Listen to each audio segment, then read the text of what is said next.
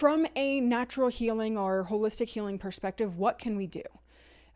First, we're going to touch on the fact that conventional medicine suggests cutting and burning, aka ablation of the tissue. We focus a little bit more in my realm on soothing and repairing. You guys have heard me talk about demulcent herbs before. These are my gooey goodness mucilage herbs that protect and coat, a liquid bandage, if you will.